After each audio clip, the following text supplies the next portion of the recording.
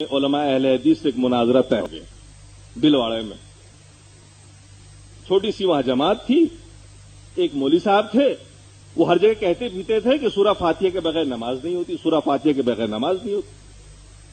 ہمارے مریدین نے ہم سے پوچھا، حضرت یہ کیا ماجرا؟ میں نے کہا بھائی سورہ فاتحہ کا پڑھنا حرام، جو پڑھے گا اس کے منہ میں آگ ڈال دی جائے گی کل قیامت میں. ہم لوگوں نے تو یہی پڑھا تھا، یہی سنا تھا. آخرکار مریدین نے مجبور کیا، مناظرہ اسی پہ طے ہو گیا.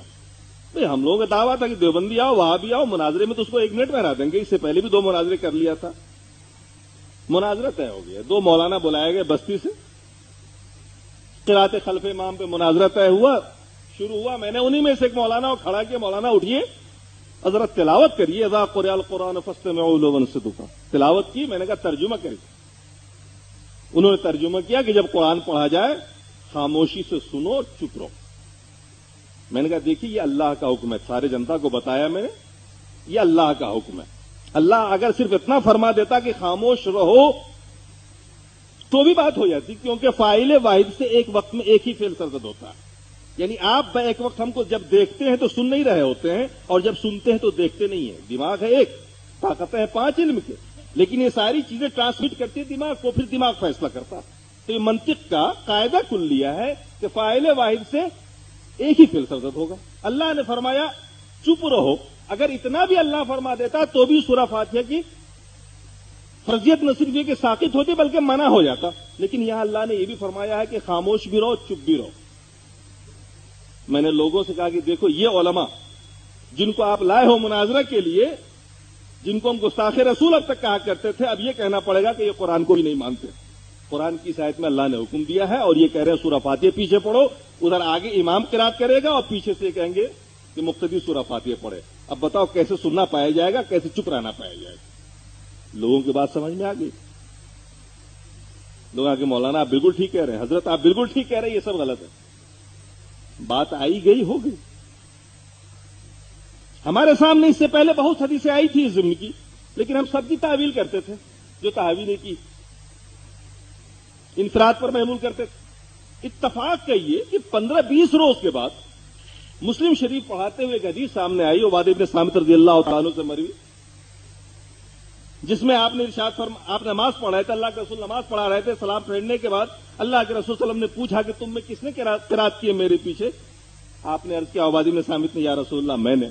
اللہ کے رسول نے جواب میں ارشاد فرمایا کہ سورہ فاتحہ کے علاوہ کچھ مت پڑھا کرو، کیونکہ اس شخص کی نماز نہیں ہوگی جو سورہ فاتحہ نہیں پڑھتا.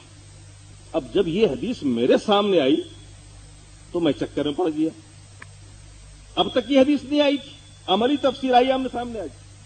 اب میں سوچنے پہ مجبور ہو گیا کہ یا اللہ، قرآن کی یہ آیت اللہ کے رسول پہ نازل ہوئی، مطلب ہم نکال رہے ہیں. اگر اس کا وہی مطلب ہے جو ہم بیان کر رہے ہیں تو پھر اللہ کے رسول نے ایسا کیوں فرمایا؟ اب ہم پریشانی میں مبتلا ہو گئے. اب میں نے سوچا کہ تحقیق کرنی پڑے گی، اور میرے دماغ میں آیا کہ اب قرآن کی اس آیت کا پہلے مطلب دیکھا جائے کہ مفسروں کی نظر میں کیا ہے. ہم نے اس کے لیے اسپیشل خاموشی کے ساتھ جے پور کا سفر کیا. وہاں 11 تفسیریں اٹھا کے دیکھا. معلوم ہوا کہ یہ آیت مکی ہے اور نماز کی فرضیت سے پہلے ہی نازل ہوئی تھی. یہ والغوا فیہ کا جواب ہے. جو کفار مکہ نے مشورہ کیا، میٹنگ کی کہ جب محمد قرآن پڑھے تم لوگ شور مچاؤ، والغوا فیہ، شور مچاؤ تاکہ تم کامیاب ہو جاؤ، ان کی بات دوسرے نہ سن سکے. تو اس کے جواب میں یہ آیت نازل ہوئی کہ اذا قرئ القرآن، جب قرآن پڑھا جائے خاموشی سنو، چپ رہو، ہو سکتا ہے اللہ تمہارے اوپر رحم کر دے، تمہیں ہدایت دے دے.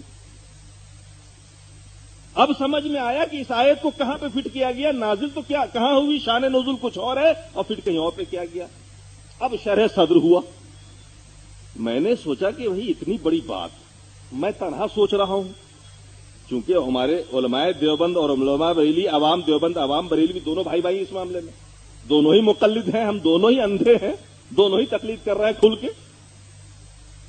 تو مجھے اطمینان نہیں ہوا. میں نے کہا نہیں، تحقیق کرنی پڑے گی، میں جرات نہیں کر سکتا بولنے کی. چنانچہ جامعہ کے 2 بڑے عالم جو شیخ الحدیث تھے، ان کو بٹھا کے اکیلے میں نے اپنی یہ ساری پریشانی رکھی ان کے سامنے. گفتگو شروع ہوئی قرات خلف امام پہ. ان لوگوں نے بھرپور دفاع کیا ابو حنیفہ کی طرف سے. میں نے کہا مولانا یہ ساری وہ باتیں ہیں جو ہم ہدایہ میں پڑھاتے چلے آ رہے ہیں, یہ وہ تعویلیں ہیں جو ہم زندگی بھر کرتے چلے آ رہے ہیں. آپ کچھ ایسی بات لائیے جس سے ہمیں تسلی ہو, تشفی ہو جائے. لاسٹ میں مجبور ہو کر انہوں نے کہا کہ مولانا حق تو یہ ہے کہ اس مسئلے میں علماء اہل حدیثی حق پر ہیں. میں نے کہا اتنی بڑی بات آپ جانتے تھے اور چھپائے بیٹھے تھے اب تک. میں نے کہا حیرت ہے, کمال جرت ہے آپ کی. ارے لوگوں کی نمازیں نہیں ہو رہی ہیں اور آپ جانتے ہیں اور چپ بیٹھے ہیں.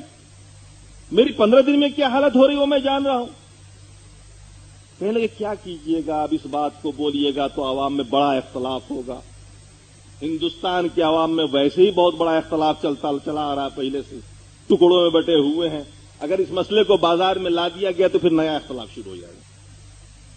میں نے کہا ایسی بات ہے تو میں آپ کو ایک ایسا راستہ بتا دیتا ہوں کہ ایسا اتحاد ہوگا کہ ہندوستان نے کبھی ایسا اتحاد دیکھا نہیں ہوگا مسلمانوں میں. کہنے لگے کیا؟ میں نے کہا لکھیے ایک فتویٰ, میں بھی سائن کرتا ہوں اور آپ بھی سائن کریے.